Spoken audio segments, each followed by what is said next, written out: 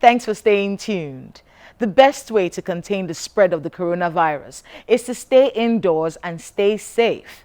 Let's look at the stories that made the headlines within the week in the nation's capital. The economy. West African leaders are calling for the cancellation of all debts owed by African countries. The request was made at the opening ceremony of the extraordinary ECOWAS summit on COVID-19, which was done via teleconference. President Muhammadu Buhari was appointed champion of the COVID-19 response at the summit. At the end of it all, it was decided that there should be a champion who will lead the response of the sub-region. And that champion is President Muhammadu Buhari of Nigeria. So our president is going to lead the response of West Africa to the challenge of COVID-19. Earlier in the week, Vice President Professor Osinbajo met with representatives of the International Monetary Fund and the World Bank via video conference to discuss collaborative strategies for the economic stimulus packages planned by the federal government. According to a tweet from the Vice President's media aide, Laolu Akonde, the Economic Sustainability Committee had stated that it was working out a stimulus package that would take the country's economy out of global recession to positive growth in 2021. Meanwhile, Professor Osinbajo held a virtual conference with some state governors on how to tackle the COVID-19 pandemic in Nigeria. Those in attendance include the governors of Ekiti, Sokoto, Ondo, Ebonyi, Edo, Delta, Katsina, Borno, and Niger states. The governors agreed to enforce a 2-week interstate border closure. Secretary to the Government of the Federation and the Minister of Finance and Health were also at the meeting. The Vice President also presided over the 4th meeting of the Economic Sustainability Committee. The judiciary is not left out in the virtual meetings as the National Judicial Council held its 91st council meeting through teleconference. The meeting, which was presided over by the Chief Justice of Nigeria, Justice Tanko Mohammed, set up a team to work out ways the judiciary can conduct proceedings despite the lockdown and other measures put in place to contain the spread of COVID-19 in the country.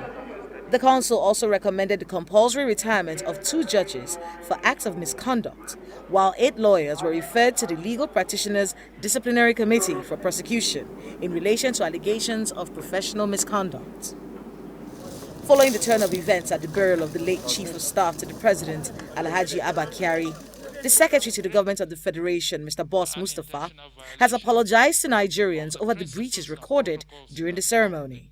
In the meantime, there is no known vaccine yet for the coronavirus globally, and the Presidential Task Force is warning against self-treatment and, more importantly, the use of a purported vaccine being sold in KANO State. This is one of the highlights at the Presidential Task Force daily briefing. You must ignore the vaccine being hawked in KANO, which is called COVID-19 vaccine.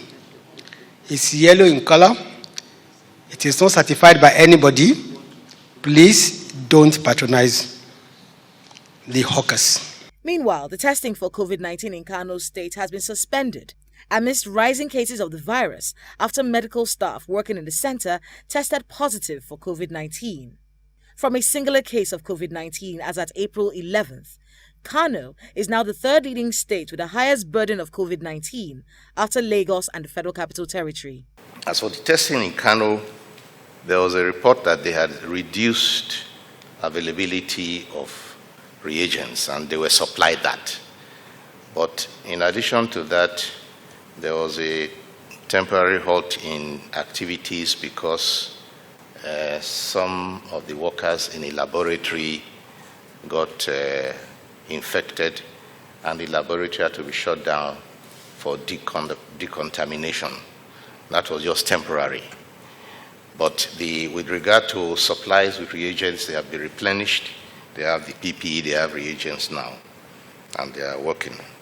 Also at the daily briefing, the Minister of Health confirmed that over 40 health workers have tested positive to COVID-19. He appeals to health workers who are in the front line combating COVID-19 to take their personal protection kits seriously in order to protect themselves from infection. The Nigerian Air Force marked its 56th anniversary with a series of maneuvers by its aircrafts over the Abuja skyline. Due to the COVID-19 pandemic, the force is unable to hold the usual week-long celebration. A joint technical team to fast-track the movement of food and agricultural inputs across the country has been inaugurated by the Minister of Agriculture and Rural Development. The technical team comprises officers of the Nigerian Police Force, Civil Defense, all farmer associations, and the National Union of Road Transport Workers.